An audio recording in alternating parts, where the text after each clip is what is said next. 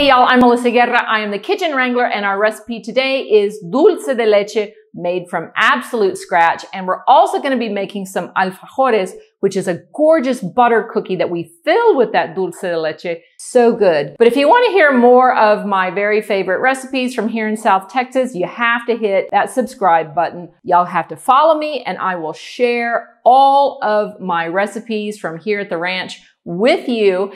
And so with that said, let's get into these cookies and the recipes. They're not that hard, but they do take quite a bit of time. So let's get started. Dulce de leche is probably one of the most famous dessert ingredients in Latin America. And where I live, which is in South Texas, which is near northern Mexico, we always called it cajeta, and it was always made from goat's milk. Now, I have heard that the word cajeta in other regions is a little rude, and Google it, like you'll find it.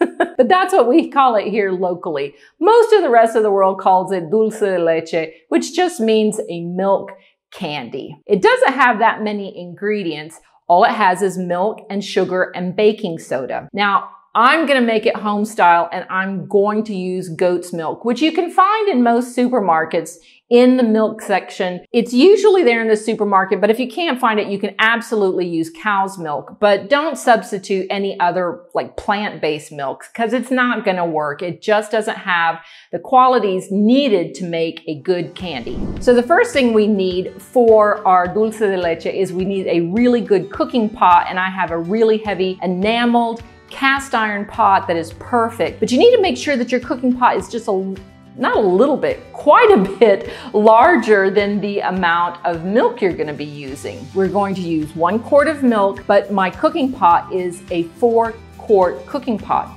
and you'll see in a little bit because the milk can boil over, so you need a little bit of extra space so that you don't end up with a big mess. And we're gonna add the sugar and stir it together. Heat it over a medium heat and allow it to come to a boil. Now, once it comes to a boil, we're gonna remove it from the heat and we're gonna add our baking soda. Once we add the baking soda, it's gonna foam and kind of bubble and boil, and you're gonna wanna stir it very quickly to stir down those bubbles. Make sure, like I said, this is why we have the larger pot, so you don't have a big old mess. So once the milk stirs down, then you can return it to the heat and get a kitchen timer and time for 10 minutes. Now, I find when making dulce de leche, it's so much easier to time yourself to check the dulce de leche every 10 minutes. Because, you know, if you just time it for an hour, which, oh yes, it takes a full hour to cook your dulce de leche, you might forget it, you might go off and do something else. But if you set a timer and go back every 10 minutes,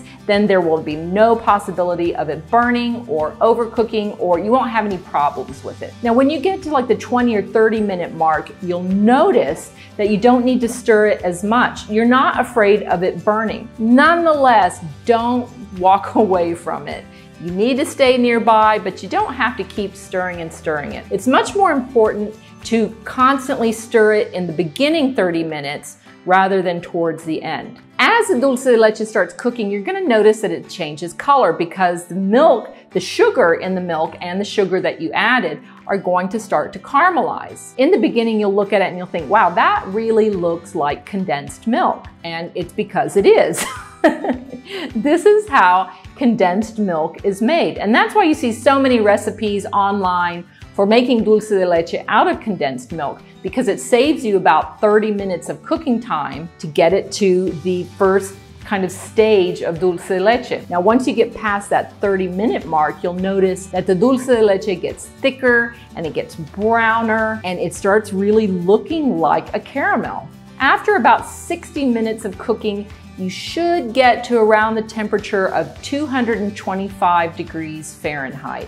Now, I have some samples of dulce de leche that I made for you, and you can see this blonde version here. It was cooked to about, I'd say, 220 degrees, so it's still very light. The second sample, I cooked it to 225 degrees, and that is a little bit thicker, it's a little bit browner, but the big one, the one that I really love is one that was cooked to 235 degrees Fahrenheit, and that is rich and thick And that looks like it would be a great filling for those alfajores that we're gonna be making. You can also tell that it's super thick. Once you get the right texture and color for your dulce de leche, remove it from the stove and let it cool off completely. I like to pour it into a jar while it's still warm, and then that's how I let it cool down. Now that we've made the dulce de leche, it is time to make the alfajores. And these are pretty easy. They're just like any butter cookie. We're gonna add flour, salt, sugar, and some baking soda to a bowl. And we're gonna add some softened butter and we're gonna cut it in with using a pastry cutter. Now, of course, you can use your food processor, but I love my old school, low-tech pastry cutter. Super easy to use and it always works. I can rely on it. Cut the butter into the flour until it resembles a coarse meal. And then we're gonna add some fresh lemon zest and some vanilla, and I'm gonna separate some eggs and add some egg yolks too. Stir it together until it is a cohesive dough and gather it up. Put it into a sheet of waxed paper, and then we're going to put it in the refrigerator and let it chill for a couple of hours. Once your dough is completely chilled, then it's time to pull it out, and we're gonna roll it out on a very, very floury surface. I mean, you cannot use enough flour. Just make sure that the cookies do not stick to the surface. Oh, and I am using a pastry cloth because I love those for keeping all the flour in place. Roll the cookies out to about 1/8 of an inch, and then we're gonna bake them in a 325 oven for about 15 minutes. Now, they're not gonna get golden brown.